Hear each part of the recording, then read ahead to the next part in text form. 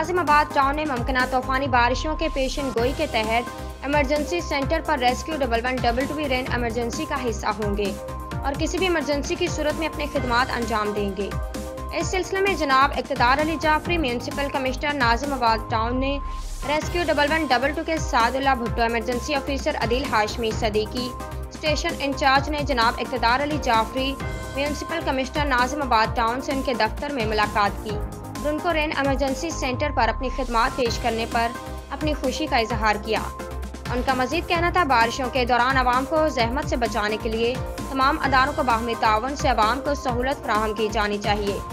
इस मौके पर Zafar Malik, executive engineer sewerage Nazim town Karachi water sewerage corporation भी मुलाकात में मौजूद थे, जिनका कहना था कि सैयद सलाहुद्दीन CEO, असदुल्ला खान COO, आफ्ताब आलम चीफ इंजीनियर सीवरेज ने तमाम मुलाजमीन की छुट्टियां मनसूख कर दी हैं। Karachi water and sewerage corporation की जदीद सेक्शन राटिंग मशीनें बारिशों के दौरान मौजूद होती हैं।